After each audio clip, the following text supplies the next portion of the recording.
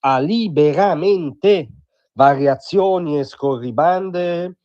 qui su Radio Libertà. Allora stamattina nei fiumi di carta, nelle tonnellate di pagine dedicate all'imprescindibile Affair Minetti, l'unico articolo veramente da leggere è l'editoriale di Daniele Capezzone sul Tempo, che affronta il caso Minetti solo tangenzialmente, solo collegandolo a un contesto attorno che continua ad esistere, e proprio per questo è l'unico articolo che va letto. Perché Capezzone mette il dito in una piaga cronica del dibattito italico, cioè sottolinea la notevole capacità del mainstream progressista, del bel mondo intellettual mediatico, di imporre la propria agenda e di farla copia e incollare acriticamente a chiunque, in teoria anche a chi è al di fuori di quel mainstream, per cui ormai è pacifico da 48 ore che il tema dei temi in questo aprile 2026 è il caso Minetti. Avete presente cosa sta succedendo nel mondo, quali incendi bellici, energetici, geopolitici si stanno appiccando, che hanno ricadute sui nostri portafogli, sulle nostre vite quotidiane, sul nostro rapporto con la pompa di benzina, cioè non è astrazione, è vita vera, ma tutto questo trascolora a dettaglio nel bel mondo mediatico nostrano, perché ci hanno convinto che il punto centrale delle nostre giornate è l'affair Minetti,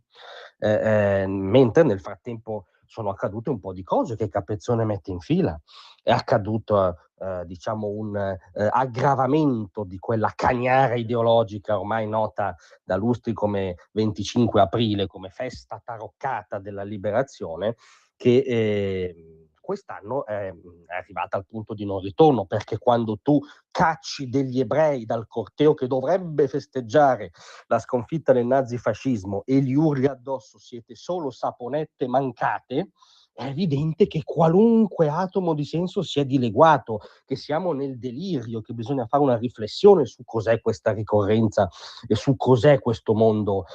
di sinistra che pretende di averne il monopolio, ribaltandone ormai integralmente le parole d'ordine.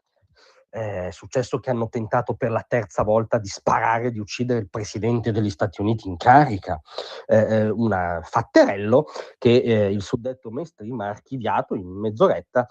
come colpa di Trump. Cioè il fatto che provino a mettere fine alla sua vita con le pallottole è diretta conseguenza delle sue posizioni politiche, che non essendo quelle gradite a loro signori generano odio. Ora sembra, come dire, una caricatura allucinata, è il dibattito che ci stanno facendo trangugiare in questi giorni. Accade poi che si trascina per ormai reiterazione meccanica la follia, l'inadeguatezza, l'ostinazione degli eurofondamentalisti, che mentre l'Europa si rivela vaso di coccio tra vasi di ferro nello sconvolgimento globale, ripetono come ieri Dombrovskis che quello che conta è immaginare procedure di infrazione ancora più veloci e sanzioni ancora più efficaci.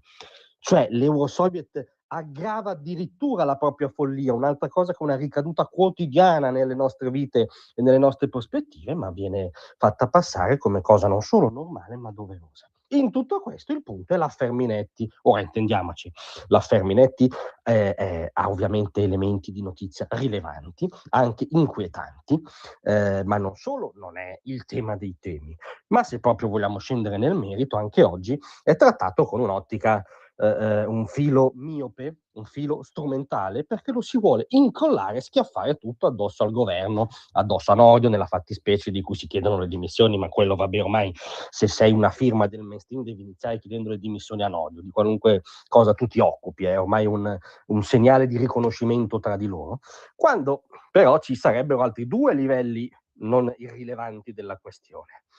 Il primo è il livello dei magistrati che si sono occupati di fare gli accertamenti trasmessi poi al Ministero, su cui poi anche il Quirinale ha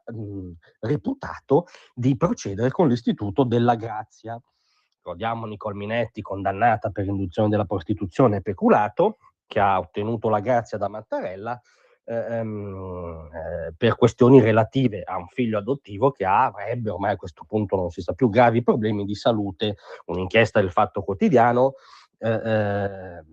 indicherebbe che i genitori di questo bambino in Uruguay sono ancora vivi, non è vero che sono deceduti, che addirittura c'era una causa sull'affidamento, non era così pacifico, che forse non ha problemi di salute, vedremo. Quello che è certo è che se la procuratrice generale di Milano dice forse sul caso siamo stati diligenti ma non perspicaci,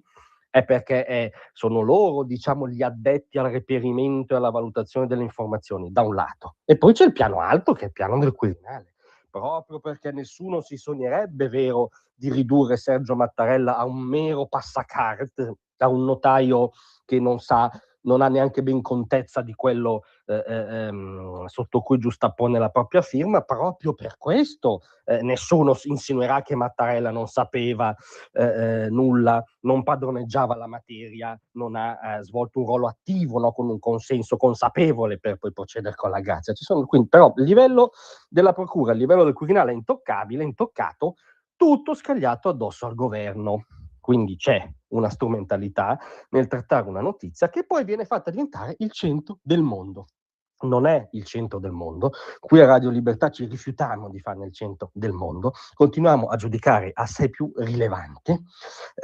la violenza politica di sinistra. In Italia vedi 25 aprile, a livello globale vedi terzo tentativo di uccidere il Presidente degli Stati Uniti e la ormai irricevibile reiterazione della gabbia eurocratica. Continuiamo a considerarli temi un filo più dirimenti per il nostro futuro. Grazie a tutti, vi aspetto stasera alle 18.